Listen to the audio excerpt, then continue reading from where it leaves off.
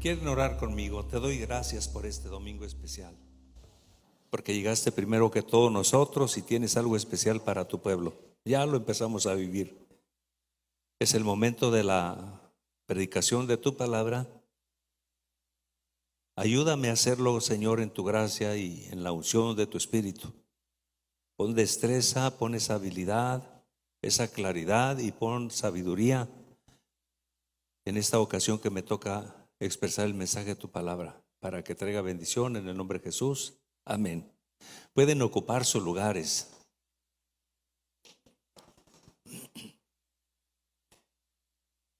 Me da gusto ver que tenemos una buena asistencia, gracias al Señor por ello. Vamos a leer la palabra de Dios en la que estaremos basando el mensaje que Dios tiene para nosotros en esta hora. Apocalipsis capítulo 2 versos 20 y 21. Si usted utiliza Biblia encuadernada, puede abrirla. Si usted trae su Biblia en el celular, puede hacerlo. Préndalo. Si trae un iPad, puede hacerlo.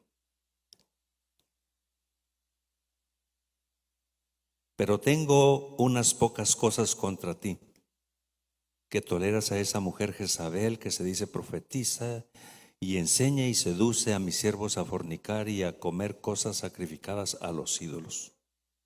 Y le he dado tiempo para que se arrepienta, pero no quiere arrepentirse de su fornicación.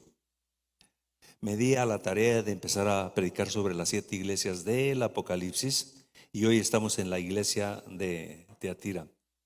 Menciono sobre las iglesias del Apocalipsis que son las 7 que escogió el Señor: Éfeso, Esmirna, Pérgamo, Tiatira, Sardis, Filadelfia y la Odisea. No quiere decir que eran las únicas que estaban fundadas.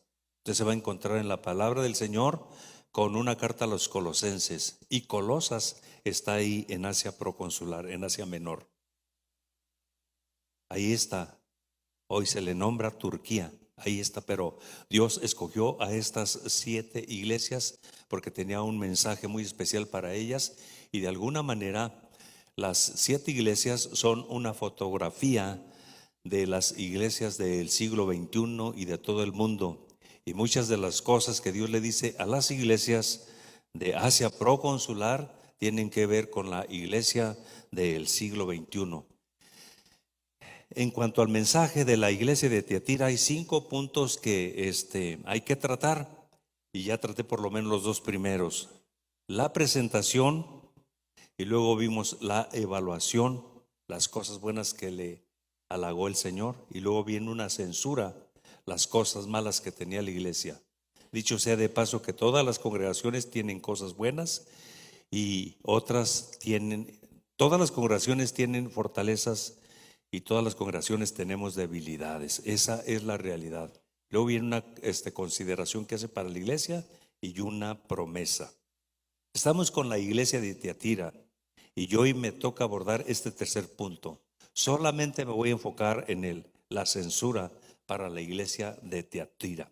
Entonces, en Apocalipsis estaré tratando esta parte de la censura. Apocalipsis capítulo 2 versos 20 y 21. Pero tengo unas pocas cosas contra ti, que toleras que esa mujer Jezabel, que se dice profetiza, enseñe y seduzca a mis siervos a fornicar y a comer cosas sacrificadas a los ídolos, y le he dado tiempo para que se arrepienta, pero no quiere arrepentirse de su fornicación.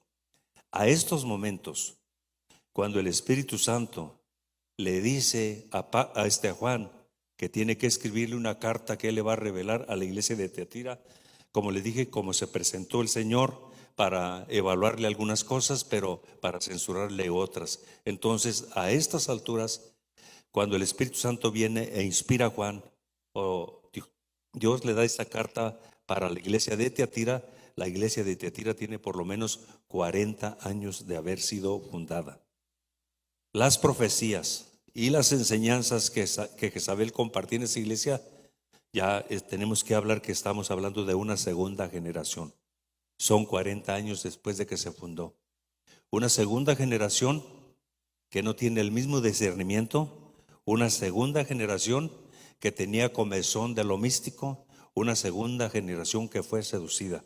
Y había un grupo de creyentes de la iglesia de Tiatira que les daba comezón por todo lo que profetizaba o lo que enseñaba Jezabel, y la seguían.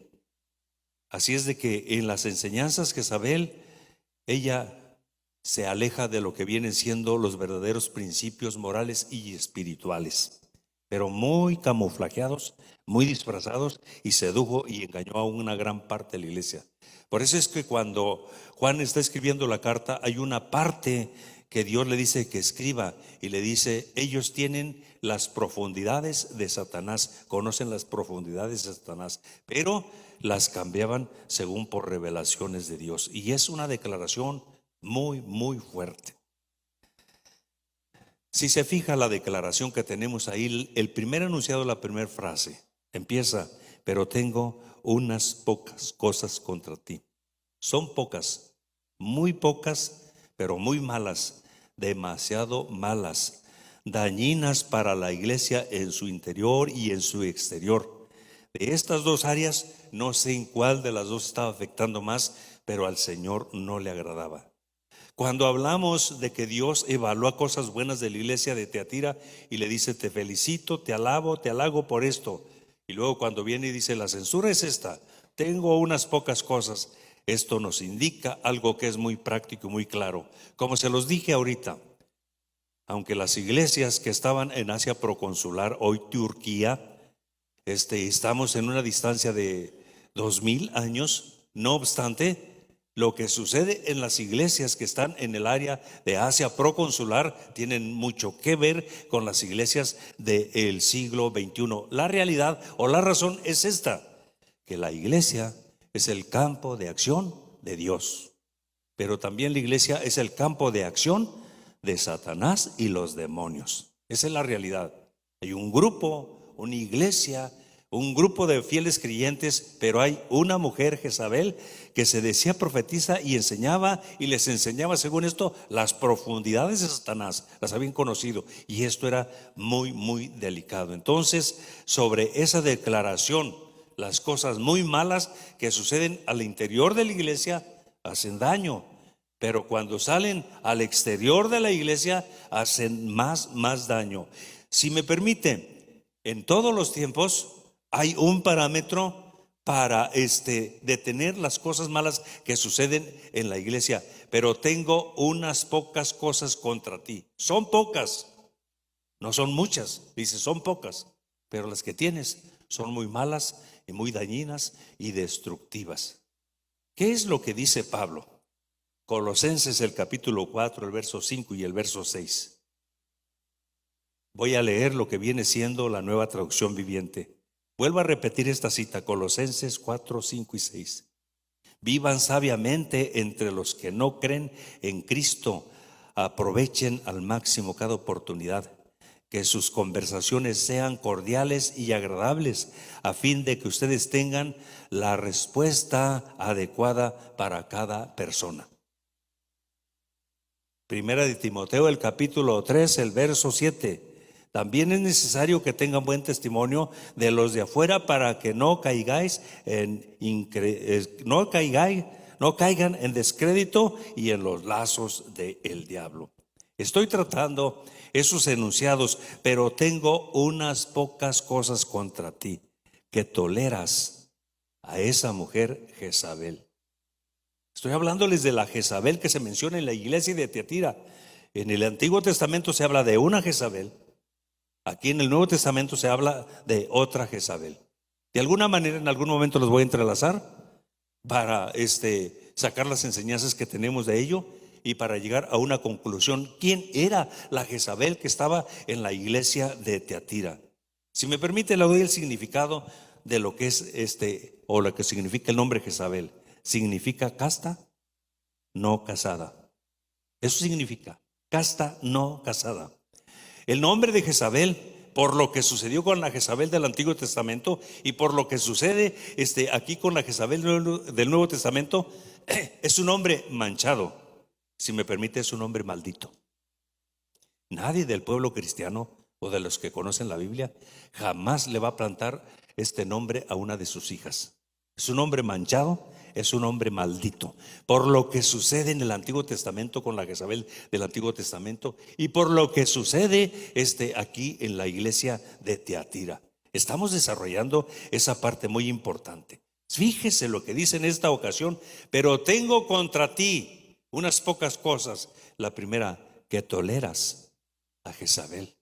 ¿Recuerda usted que cuando hablamos de las fortalezas de la iglesia de Tiatira, encontramos que tenía el amor, la paz, la paciencia, que eran cualidades que produce el Espíritu Santo? Bueno, pues hablando del amor, es la cualidad o es el fruto del Espíritu Santo, y el amor te capacita para tener paciencia y tolerar a los que andan mal, a los que piensan diferente. Si me permite, tolerancia e impunidad no es lo mismo, porque una cosa es tolerar y la otra cosa es impunidad.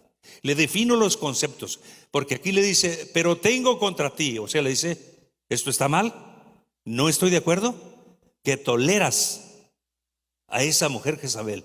Tolerar e impunidad no es lo mismo. Tolerar te capacita para tratar con amor, sabiduría y paciencia a los que piensan y creen algo diferente.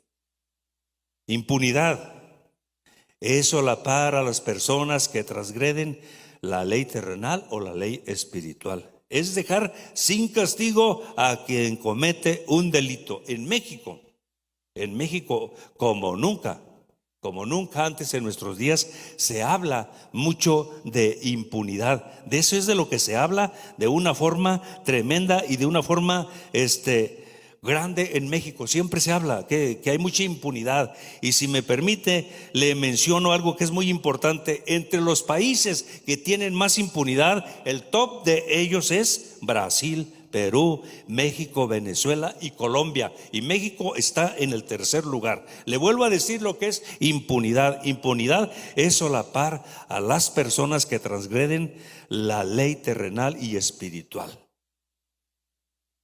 Es dejar sin castigo a quien comete un delito. Una declaración más técnica es una excepción de castigo o escape de la sanción a quien comete una falta o un delito. Lo que está cometiendo Jezabel es un pecado espiritual, es una falta espiritual, es una falta moral, pero tengo contra ti.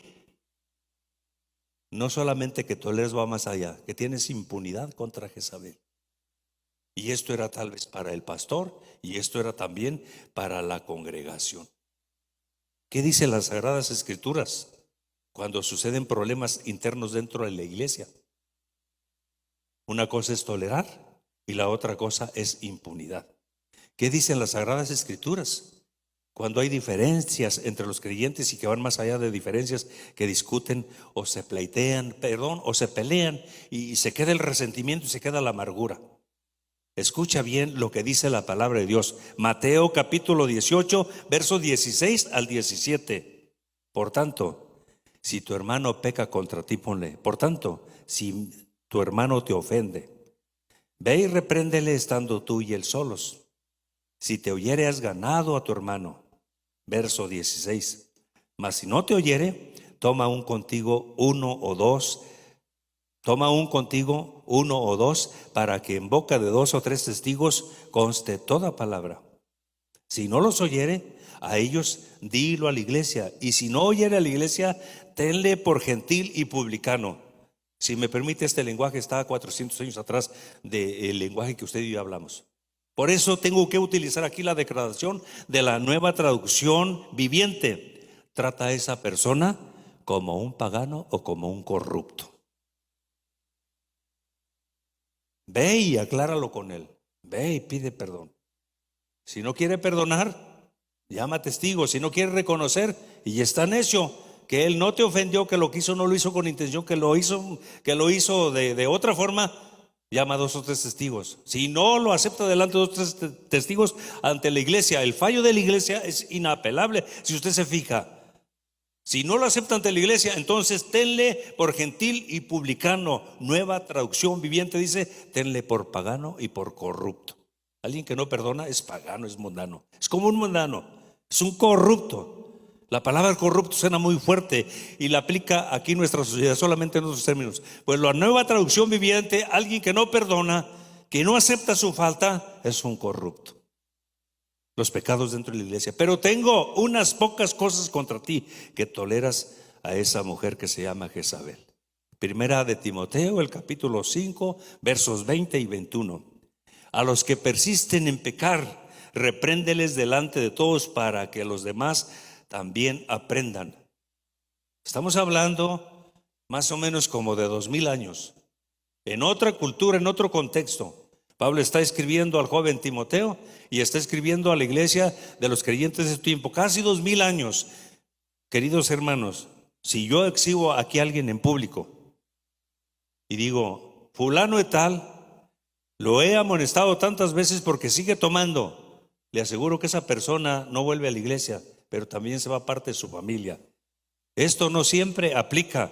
Pero lo que está aquí Pablo en ese momento diciéndole a Timoteo, la forma de que resuelvas ese problema de los descarados donde tú eres pastor, es que después de que los has reprendido 1, 2, 3, 4 o más veces, entonces repréndeles públicamente para que aprendan.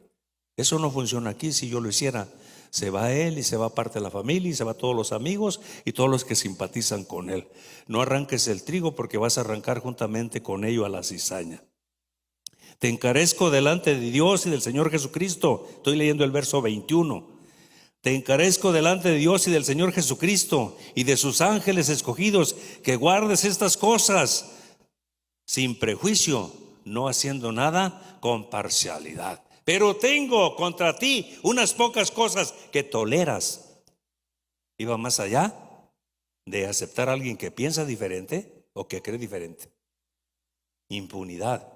Porque lo que Jezabel hacía con su grupo que le seguía era estar quebrantando las leyes espirituales, transgredir las leyes espirituales. Estaban pecando.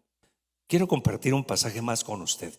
Cuando las faltas suceden dentro de la iglesia, le vuelvo a mencionar que la iglesia es el campo de acción de Dios Padre, de Dios Hijo y del Espíritu Santo. Pero la iglesia también es el campo de acción de Satanás y los demonios. El día que Dios nos alcanzó, hay un lindero que marca lo malo y lo bueno. Y cuando Dios nos alcanzó por medio del mensaje de su palabra, que trató de nuestro entendimiento, porque lo primero que cambia Dios es la mente, renueva la mente, cambia los conceptos, acomoda muchos conceptos. Y cuando cambia los conceptos, Dios trata con el corazón. Y el día que Dios nos alcanzó, traspasamos el lindero. Nos tomó de lo bueno y nos puso en nos tomó de lo malo y nos puso en lo bueno. Y a Dios le interesamos tú y yo, como a Jesucristo y como al Espíritu Santo. Pero a Satanás y los demonios también le interesas tú y le intereso yo. Por eso el campo de acción para Dios, Padre, Dios Hijo y Dios Espíritu Santo, es la iglesia. El campo de acción para Satanás y los demonios es la iglesia y se mete. Y todas estas faltas que te estoy mencionando están ahí. Pero tengo unas pocas cosas contra ti. La primera, que toleras que caíste en impunidad con esa profetisa y con esa maestra Jezabel. Y aquí está esa declaración. Te leo esta porción bíblica. Tito capítulo 3 versos 10 y 11. Al hombre que cause división después de una y otra amonestación, deséchalo, sabiendo que el tal se ha pervertido y peca y está condenado por su propio juicio. Deséchalo, escórrelo, expúlsalo. Hasta la iglesia tradicional expulsa a sus feligreses. Alguna ocasión yo escuché que cuando la iglesia tradicional expulsa a alguien que lo considera hereje, dicen que cuando lo expulsa le dicen: el gallo de San Pedro te pique, la burre Balaam te patee, y quién sabe cuántas cosas le dicen cuando le echan la maldición.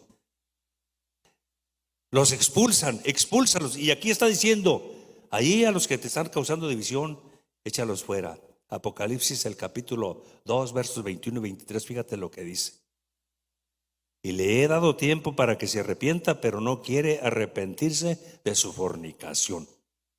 He aquí, yo arrojo en cama y en gran tribulación a los que con ella adulteran, si no se arrepienten de sus obras, de ella y a sus hijos heriré con muerte. Ahí está esa declaración: a sus hijos heriré de muerte. Esas declaraciones fuertes. Primera de Timoteo, el capítulo 1, versos 18 al 20. Este mandamiento o esta orden le está diciendo, o este imperativo: hijo Timoteo, te encargo para que conforme a las profecías que se hicieron antes en cuanto a ti, milites por ellas en la buena milicia. Verso 19: manteniendo la fe y buena conciencia, desechando la cual naufragaron en cuanto a la fe algunos, de los cuales son Himeneo y Alejandro, a quienes entregué a Satanás para que aprendan a no blasfemar. Qué fuerte es esto de Pablo. Ahí estaban. Pablo no era un hombre que caía en impunidad.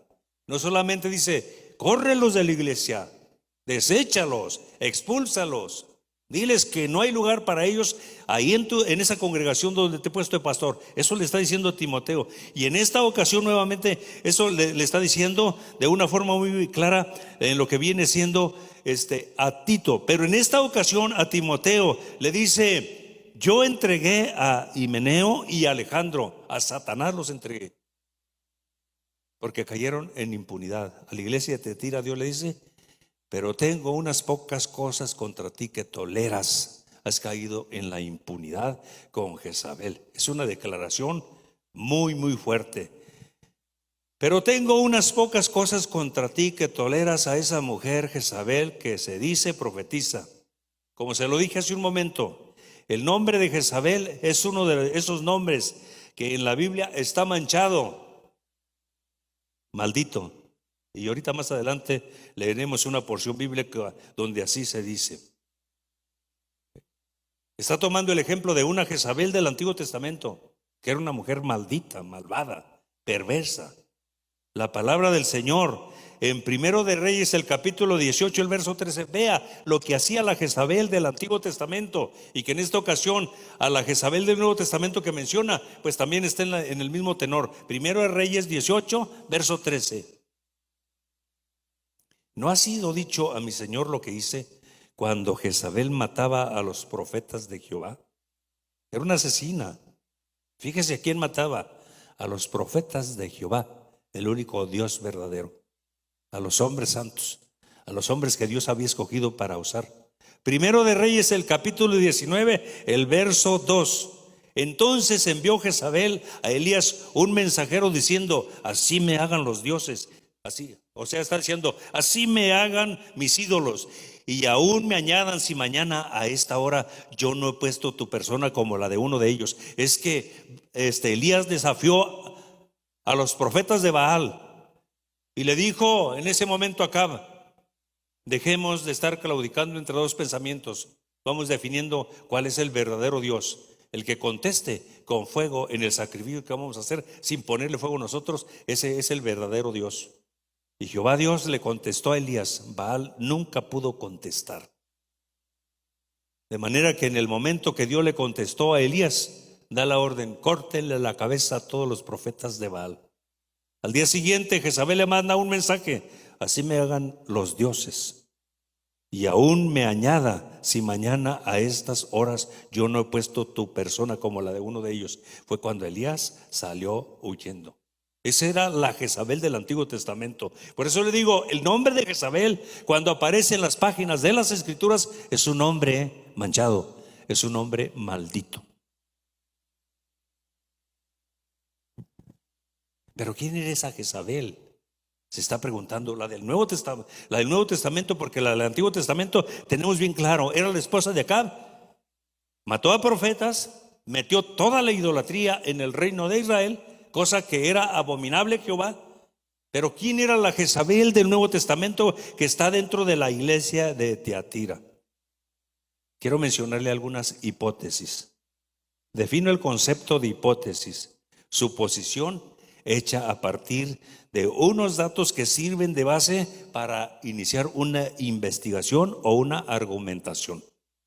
Le voy a dar algunas hipótesis y luego le voy a decir cuál de esas hipótesis está conforme a lo que dice las Sagradas Escrituras. Pero tengo unas pocas cosas contra ti que toleras a esa mujer Jezabel. Si me permite la expresión, le agrego a esa hija del diablo, porque eso era. La primera hipótesis utiliza un término alegórico y simbólicamente ellos dicen, es un grupo. Sí, había un grupo ahí dentro, pero no pasa la prueba de la exégesis. Cuando dice o habla en singular, dice que a Jezabel la va a postrar en su cama donde cometía los pecados. Y cuando habla ya del grupo, que dice que le va a pasar lo mismo que a Jezabel, que les va a llevar a la muerte. Entonces, esa cuestión alegórica donde dice que es un grupo, en realidad no pasa la prueba. Había una mujer líder que era profetisa y que era maestra. Segunda hipótesis, algunos opinan que se refiere a una mujer literal. Incluso piensan que se refiere a la esposa del pastor de la iglesia de Tiatira. El término mujer, pero tienes a esa mujer. El término mujer también significa esposa. De ser así, el matrimonio y ministerio del pastor era muy desafortunado. La realidad sobre el término mujer, que también significa esposa, no pasa la prueba de la exégesis normal. Es decir, no pasa la prueba de la exégesis cuando se aplica el método histórico gramático. Dicha interpretación no resiste la prueba. Es muy arriesgado decir que era la esposa del pastor. No resiste la prueba. Tercer hipótesis, los que piensan que Jezabel era una mujer literal, pero no la esposa del pastor de la iglesia de Tiatira. Esta mujer tenía una gran influencia en la iglesia y su energía no era positiva, era mal encausada, era dañina, pero seducía y engañaba a una gran parte de la congregación. Si su nombre real era Jezabel o no, esto es muy secundario. Si era un apelativo, esto es muy secundario. Aquí se usa y se recuerda la influencia negativa de la Jezabel del Antiguo Testamento para hablar que aquí también hay una mujer negativa en el Nuevo Testamento, concretamente en la iglesia de Tiatira, que está haciendo mucho daño. ¿Cuánta sabiduría? Pero más que sabiduría, ¿cuánto discernimiento necesitamos en la congregación, en el pastor, cuando alguien entra a la iglesia con el propósito de hacer daño?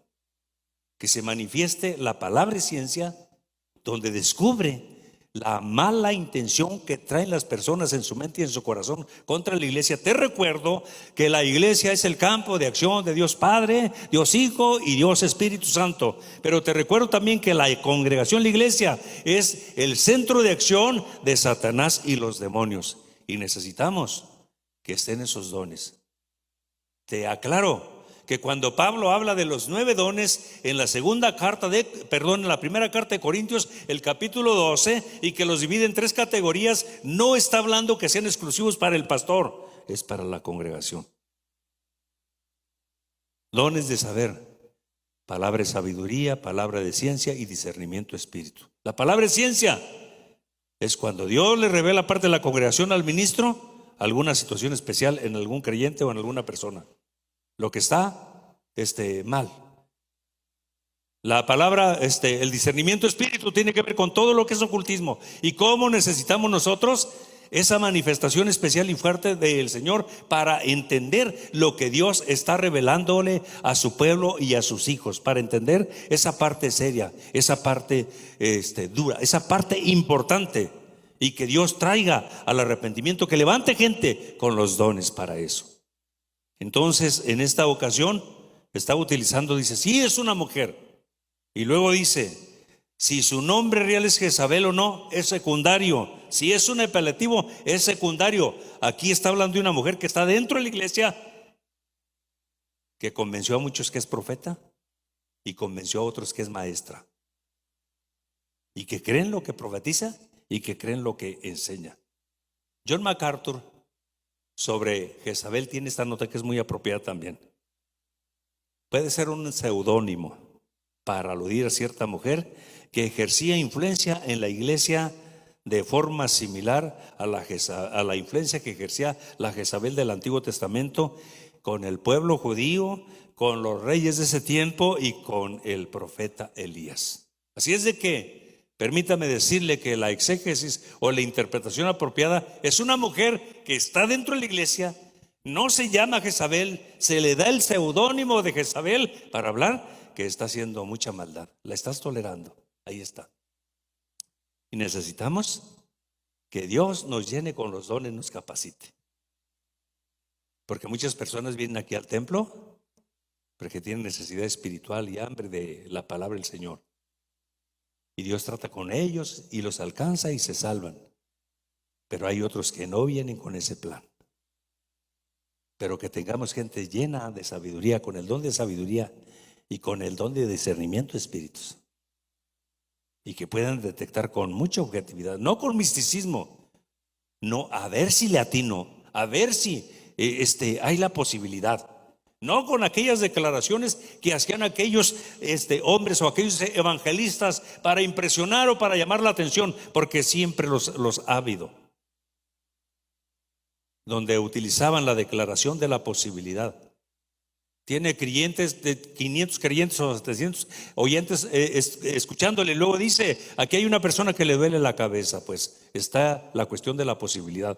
El don de palabra y ciencia es diferente. El don de discernimiento de espíritus es muy, muy diferente. Esa es la realidad. Primero de Reyes, el capítulo 21, versos 25 y 26. Quiero que vea esto que es muy interesante. Aludiendo a la mujer Jezabel del Antiguo Testamento. A la verdad, ninguno fue como Acab. Acab era rey de Israel, que se vendió para hacer lo malo ante los ojos de Jehová, porque Jezabel, su mujer, lo incitaba. Así es de que esa es una de las declaraciones más contundentes. Estoy tratando este mensaje que es muy importante, pero tengo unas pocas cosas contra ti, que toleras a esa mujer que se dice profetiza y que enseña. Si me permite, la palabra de profeta o profeta en el Antiguo Testamento se le definía como navis. En hebreo es profetis. Eso es lo que viene siendo en el lenguaje hebreo. Se le conocía como navis, hebreo es navis, profetis es griego. Y aquí en esta ocasión esa mujer profetiza, se autoproclamaba profeta. Ella presumía que recibía mensajes directamente de Dios. Los compartía con una parte de la congregación, o es decir, con toda la congregación, pero había una parte que le seguía. Jezabel se vanagloriaba de poseer un nuevo mensaje fresco, un nuevo mensaje divino. A usted le tocó escucharlo como a mí me tocó escucharlo. Hubo un momento que en los púlpitos alguien se levantaba de los predicadores: escucha bien, porque te traigo una nueva revelación de Dios, nadie te la va a dar. Así lo decían. Y yo siempre me preguntaba y decía, bueno, ¿y nosotros qué es lo que estamos predicando? ¿Qué acaso la palabra de Dios no es la revelación de Dios? ¿No es una nueva revelación? La Biblia, libro siempre nuevo. Esa es la realidad. Y cuando yo escuchaba esa declaración, era como una tortura para mis oídos, era una tortura para mi razonamiento, porque sentía la presunción con ello. Y sentía que quería convencer a la iglesia y que quería quedar mal. Y así lo hacían. Pues aquí tenemos, en los primeros siglos, en los años 60 de la fe y de la iglesia, aquí tenemos a una Jezabel que se presentaba y decía: yo les entrego lo que Dios me ha revelado. Yo traigo un mensaje nuevo, un mensaje fresco para ustedes, un mensaje divino para ustedes. Y la gente se convencía de ello y le escuchaba. Esto es serio, porque en todas las congregaciones siempre hay un grupo que es muy místico y que les gusta lo místico y les gusta esta clase de predicadores. Pues pronto son atrapados y pronto son seducidos. Tengo un amigo pastor que él dijo: el misticismo y la herejía le hacen mucho daño a la iglesia. No sé cuál de los dos le hace mucho daño, pero le hace daño. Y a esta iglesia le había hecho mucho daño, tanto daño que el Señor le dice: tengo contra ti que toleras a esa mujer profetisa. Y por eso el Señor mismo, ahí en Apocalipsis, que el capítulo 2, el verso 25, les dijo: te mando que retengas lo que tienes. Eso fue lo que les dijo. En Apocalipsis capítulo 2, verso 25. Eso es lo que les está mencionando.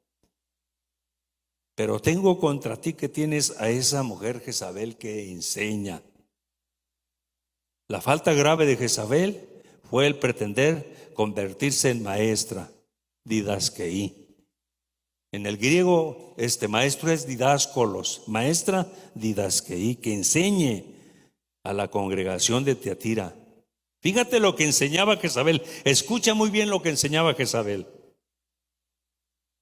Para que puedas vencer a Satanás, tienes que conocerle. Jamás podrás vencer el pecado a menos que hayas conocido a fondo sus experiencias. Eso decía.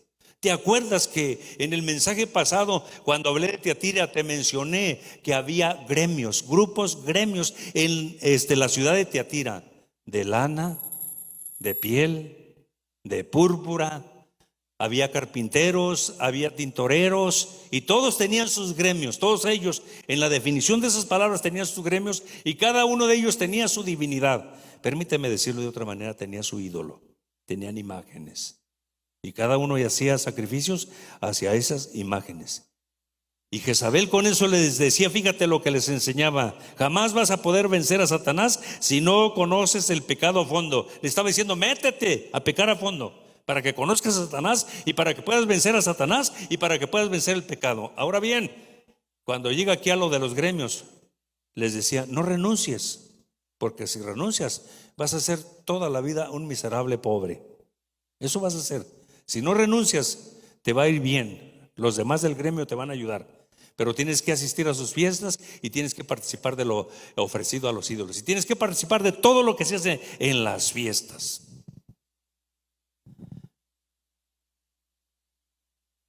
Le hago una apreciación.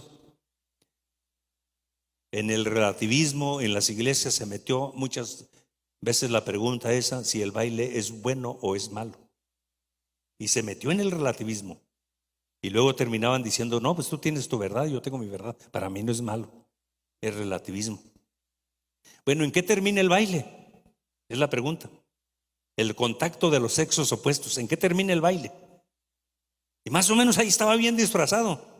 ¿Qué tiene de malo que participes un poco de los sacrificios? Porque todos los sacrificios que se ofrecían en el área de las divinidades griegas, o de los ídolos, o de las imágenes griegas, le ofrecían una parte del sacrificio, y una parte de la carne, me refiero a eso.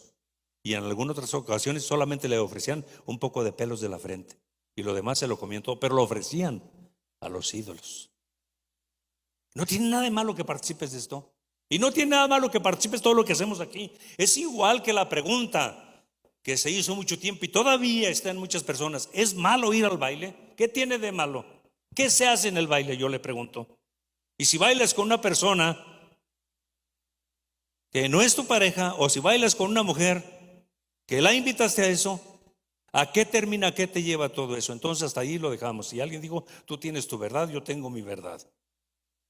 El asunto es que hay una mujer que está enseñando de una forma muy camuflajeada el mensaje de Dios. Jamás vas a poder vencer a Satanás si no te hundes o no pruebas el pecado a profundidad. Jamás. No renuncies a los gremios, haz todo lo que se hace en los gremios. Pablo en alguna ocasión hace una declaración muy importante. No es un principio bíblico, es una forma bíblica. Y dijo esto porque estaba pasando en la iglesia de Timoteo y en algunas otras iglesias: porque no permito a la mujer enseñar ni ejercer dominio sobre su marido, sino estar en silencio. No quiero decir que sea un principio bíblico, es una forma para X grupo, para resolver ese X problema. Y ahí en esta ocasión, la cuestión de la impunidad es que le permitían a Jezabel que enseñara. Ya el pastor lo había detectado, tal vez otros creyentes lo habían detectado, pero había agarrado tanta fuerza, tanta gente la seguía, muchos creían en ella, que preferían caer. La palabra tolerar era caer en la impunidad, aguantar. Una responsabilidad seria para el ángel. Por eso le dijo: yo soy el que tengo los ojos como llama de fuego, los pies como el bronce bruñido. No se te olvide que yo tengo la autoridad, y no se te olvide que yo estoy escudriñando todo. Es lo que le está diciendo. Un mensaje fuerte, un mensaje importante. Jezabel entonces es reprobada, y la iglesia es reprobada por permitir a Jezabel que enseñe. A cometer fornicación era lo que enseñaba, y a participar de lo sacrificado a los ídolos. Te enseño un poco sobre lo que se refiere en esta ocasión cuando le dice a cometer fornicación, tanto en el sentido espiritual como en el sentido físico. Se refieren los dos, pero más al espiritual. El adulterio espiritual de las falsas religiones conducía inevitablemente al pecado de la misma inmoralidad física y espiritual. La fornicación, en esta parte de las Escrituras, está relacionada con la prostitución espiritual, o sea, está relacionada con la adoración a dioses extraños. No cabe duda de que en las Sagradas Escrituras la infidelidad a Dios se expresa en términos de fornicación y adulterio. En el Antiguo Testamento, particularmente el pueblo escogido de Dios, Israel, se le considera como la esposa del Señor. Así es de que te compruebo a la luz de la Biblia que por eso le dice que están en fornicación, porque al pueblo de Israel Dios le dijo: tú eres mi pueblo, no le perteneces a nadie más. Isaías capítulo 54, el verso 5, aparece ahí en tu pantalla. Porque tu marido es tu hacedor, o sea, tu marido es tu criador. Le está diciendo Israel: Jehová de los ejércitos es su nombre y su redentor, el Santo de Israel, Dios de toda la tierra, será llamado. Jeremías 3:20. Pero como la esposa infiel abandona a su compañero, así prevaricasteis contra mí, oh casa de Israel, dice Jehová. Está considerando aquí al pueblo de Israel como una esposa infiel. Te digo nuevamente que el pueblo de Israel fue considerado como la esposa de Dios. Éxodo, estaba utilizando una metáfora para hablar de una relación. Éxodo capítulo 34, para leer el verso 15 y 16. Por tanto, no harás alianza con los moradores de aquella tierra, porque fornicarás en pos de sus dioses. Aquí está más claro que el agua. Fornicación espiritual, perversión espiritual. Ve lo que dice: por tanto, no harás alianza con los moradores de aquellos pueblos, porque fornicarás en pos de sus dioses. Verso 16: y tomando de sus hijos para tus hijas, y fornicando sus hijos en pos de sus dioses, harán fornicar también a tus hijos en pos de dioses de ellas. Es muy claro. Un último pasaje de Deuteronomio 31:16. Jehová dijo a Moisés: he aquí, tú vas a dormir en poco, tú te vas a morir en poco y vas a ir con tus padres, y este pueblo se levantará y fornicará tras dioses ajenos. La mayoría de las ocasiones que la Biblia habla de la fornicación de Israel es cuando están fornicando o se están alejando de Dios, lo están cambiando por ídolos, por otros dioses, se están yendo tras otros dioses. Pero no quiere decir que no exista también, tanto en el Antiguo Testamento como en el Nuevo Testamento, que la palabra fornicar es tener relaciones indebidas fuera del matrimonio. No está fuera de ello, es la declaración que tenemos aquí. En el Nuevo Testamento a la iglesia se le considera como la novia y la esposa de Cristo Jesús. Vamos a leer por lo menos dos pasajes. Segunda de Corintios capítulo 11, verso 1 y 2. Vuelvo a decirte, segunda de Corintios capítulo 11, versos 1 y 2. Ojalá me toleraseis un poco de locura. Sí, toleradme, porque os celo con celo de Dios, pues os he desposado con una sola esposa, para presentaros como una virgen pura a Cristo Jesús. La iglesia es considerada como la esposa de Cristo. Apocalipsis capítulo 19, verso 7. Gocémonos y alegrémonos y démosle gloria, porque ha llegado las bodas del Cordero y su esposa se le ha preparado. Esa es una declaración muy grande. Y a comer lo sacrificado a los ídolos. Algunos de los que estamos aquí tenemos bien claro lo que es comer de los sacrificados a los ídolos, otros tal vez no. Este era el segundo problema que enseñaba Jezabel y había convencido a gran parte de la iglesia de Tiatira. Estaban ya inmersos en ello. Cuando una persona hacía un sacrificio en los templos griegos, particularmente los de Tiatira, para sus dioses, solo ofrecían una parte de carne del animal a ese ídolo o un puñado de pelos de la frente, y lo demás lo hacían una fiesta entre ellos. Podían hacerlo en algún recinto fuera de lo que era el santuario, donde ofrecían el animal, y convidaban a toda la gente, y la declaración categórica es: te invito a comer conmigo la mesa de nuestro señor Serapis, era el nombre que le daban, o de nuestra imagen, por así decirlo.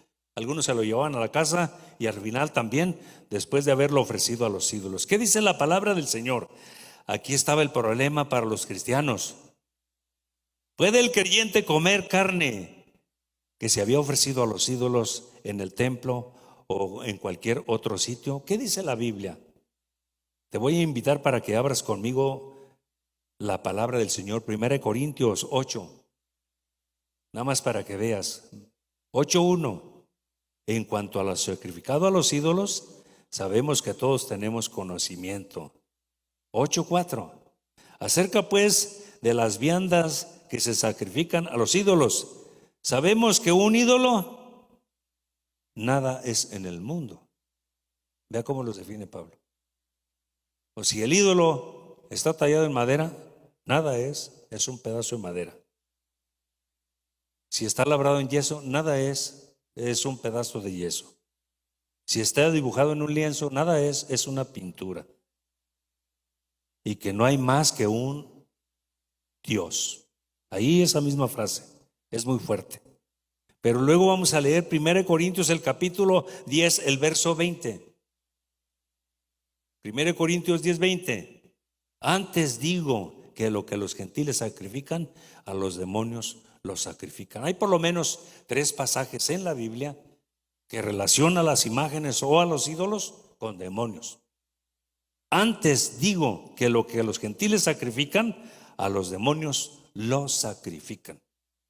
Cuando yo empezaba en el ministerio, leí un libro intitulado Satanás y los demonios en el mundo moderno, y utiliza este pasaje, el pasaje de Apocalipsis, y un pasaje más que está en el libro de los Salmos. Y este libro dice que detrás de cada imagen hay un demonio. Y ve lo que dice aquí Pablo: antes digo que lo que los gentiles sacrifican, a los demonios los sacrifican. Primero dice, no es nada. En el sentido común de la mente no es nada, pedazo de madera, un pedazo de yeso, una pintura en un lienzo. No es nada. Pero luego cuando va más a fondo, bueno, en el sentido espiritual, en el terreno espiritual de la maldad, de Satanás y los demonios, lo que los gentiles sacrifican, a los demonios los sacrifican. Y tú habrás escuchado que la gente tiene fe en ello, y habrás escuchado que dicen que les hacen milagros. Entonces no es nada más ofrecer un sacrificio a una imagen que está ahí. Va más allá. Se le está adorando y se está reverenciando y se le está rindiendo pleitesía y se está ofreciendo a Satanás y a los demonios. Por eso la palabra del Señor lo prohíbe. Dice, tú lo toleras. Eso yo no lo apruebo ni lo paso. Y se estableció un principio bíblico en la iglesia primitiva. Hubo un problema muy serio sobre la circuncisión y se estableció este principio bíblico. Libro de Hechos, el capítulo 15, versos 28 y 29. Porque ha parecido bien al Espíritu Santo y a nosotros. Fíjese lo que dicen los apóstoles. Primero al Espíritu Santo, porque ha parecido bien al Espíritu Santo, o sea, vino la revelación de Dios. Porque ha parecido bien al Espíritu Santo y a nosotros no imponer ninguna carga más que estas cosas necesarias: que os abstengáis de lo sacrificado a los ídolos. Ya vimos por qué. De sangre, de ahogado y de fornicación, de las cuales cosas os guardaréis, bien haréis, pasadlo bien. Es lo que está aquí en esta ocasión en la palabra del Señor. Te menciono lo siguiente: de lo sacrificado a los ídolos, de sangre, de ahogado y de fornicación. Entonces es un mensaje fuerte. Voy a leerte nuevamente Apocalipsis, el capítulo 2, versos 21 y 22. Y le he dado tiempo para que se arrepientan. pero no quiere arrepentirse de sus fornicaciones. He aquí yo le arrojo en cama y en gran tribulación a los que están con ella y adulteran, si no se arrepienten de las obras de ella. Dice, y a los que lo siguen les voy a castigar con la muerte. Un acto de gracia antes de llamarles al juicio. A Jezabel y a sus seguidores se les dio la oportunidad que solo la infinita gracia de Dios puede otorgar. Un tiempo de gracia para que se arrepientan. Ve lo que dice. Y le he dado tiempo para que se arrepienta, y no quiere arrepentirse. Dios es omnisciente, y aunque ya sabe qué es lo que vamos a hacer, si verdaderamente nos vamos a arrepentir o se va a arrepentir, o si nada más le vamos a estar haciendo el cuento, si no nos vamos a arrepentir. Pero fíjate en su amor y en su misericordia. Le he dado tiempo. Y ya Dios sabía que no se iban a arrepentir. Le di tiempo, le di un espacio, extendí un tiempo para que corrigiera eso. Y luego Dios dice en la evaluación, pero no quieren arrepentirse. Yo sé que no quieren, yo sé que no se van a arrepentir. Y Él es omnisciente, pero aunque ya sabe qué es lo que va a suceder, Él da tiempo. ¿Acaso no hemos leído tú y yo? Si queremos saber de un hombre de poder, ese es Moisés en el Antiguo Testamento. No lo usó Dios para que hiciera 10 de los milagros más portentosos enfrente de las narices del faraón. Se arrepintió Faraón, se endurecía cada vez y cada vez y cada vez. Y Dios daba la oportunidad. Ya Dios sabía que ese viejo no se iba a arrepentir nunca. Ya Dios lo sabía, pero le da la oportunidad hasta que viene la muerte de los primogénitos. Y así es Dios. Él es omnisciente, Él sabe qué es lo que va a pasar. Le he dado tiempo, pero no quiere, dice. Y se acabó. La voy a postrar en la cama. Viene el juicio. Y a sus hijos también los voy a castigar. A ellos van a morir. Los voy a matar. Y está fuerte el mensaje, está muy fuerte la censura. Porque el Señor dice, yo conozco. Cuando está diciendo, les he dado tiempo y no quieren arrepentirse, lo que quiere decir que Él escudriña, Él conoce al hombre, Él conoce todo. Él conoce la mente, Él conoce el corazón, Él lo sabe todo. Perfectamente lo conoce. No quieren arrepentirse. Le he dado tiempo para que se arrepienta y no quieren arrepentirse. ¿Quieren saber qué fue lo que le pasó a la Jezabel, la que sí se llamaba Jezabel del Antiguo Testamento? Y lo que le sucede al seudónimo de esa mujer que se le aplica el nombre Jezabel del Nuevo Testamento. Quiero que vayas conmigo. Segundo de Reyes, el capítulo 9. Quiero que veas esto. Él está sentado en su trono. Y vino después Jehú a Jezreel. Y cuando Jezabel lo oyó, se pintó los ojos con antimonio y atavió su cabeza y se asomó a una ventana. Estoy leyendo Segundo de Reyes, el capítulo 9, el verso 30. ¿Sí estamos bien con esta cita?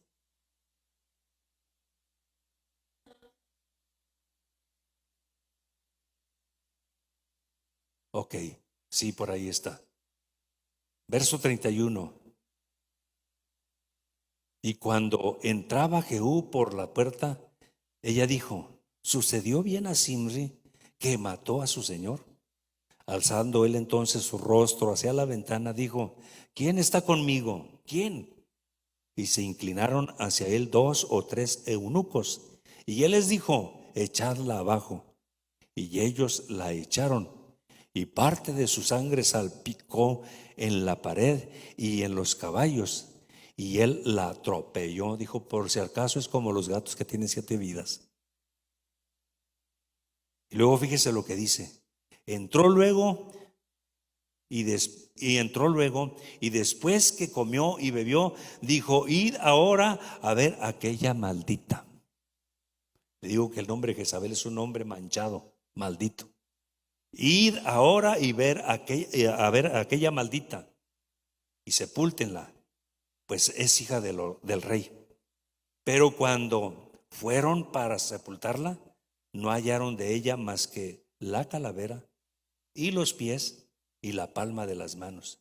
Y volvieron y se lo dijeron. Y él dijo: esta es la palabra de Dios, la cual habló por medio de su siervo Elías Tisbita, diciendo: en la heredad de Jezreel comerán los perros las carnes de Jezabel, y el cuerpo de Jezabel será como estiércol sobre la faz de la tierra en la heredad de Jezreel, de manera que nadie puede decir: esta es Jezabel. O dicho en otras palabras, aquí yace Jezabel. Porque Elías, por la maldad que hacía la mujer, Dios le dio un mensaje. Le dijo a Elías: no te preocupes, no va a ser digna de que la sepulten. Se la van a comer los perros cuando se muera, y los perros la van a esparcir como estiércol en la tierra. Nadie va a saber dónde quedó. Cuando llegan aquellos hombres, solo encuentran la calavera, ni siquiera la cara completa, los pies y solo la palma de las manos. Yo no tengo una explicación exegética para ello. No encuentro más que una maldición de Dios ahí, el juicio de Dios cumpliendo la palabra que le reveló a Elías. Así es de que, ¿qué pasa a la Jezabel del Nuevo Testamento? Estoy leyendo Apocalipsis capítulo 2 del verso 21 en adelante. Y le he dado tiempo para que se arrepienta, pero no quiere arrepentirse de su fornicación. Y he aquí, yo la arrojo en cama, ahí donde ella comete pecados, ahí la arrojo, en gran tribulación, y a los que con ella adulteran, si no se arrepienten de las obras de ella, y a sus hijos heriré de muerte. Y todas las iglesias sabrán que yo soy el que escudriña la mente y el corazón, y os daré a cada uno según vuestras obras. Aunque usted no lo crea, pero en la psicología hebrea, ellos cuando dicen que Dios todo lo escudriña, dicen que las emociones del hombre están en las vísceras, en los riñones, en las vísceras de más abajo y en el corazón. Así los describe la psicología hebrea. Pero aquí Dios es muy puntual. Dice: yo escudriño su mente y su corazón. Omnisciencia. Es el único que tiene esa facultad. Es el único que no se perturba, es el único que no se prejuicia. Mire, si usted y yo tuviéramos la facultad de escudriñar lo que hay en las mentes unos de los otros y en el corazón de los unos de los otros, ¿sabe qué pasaría con nosotros? ¿Nos prejuiciaríamos?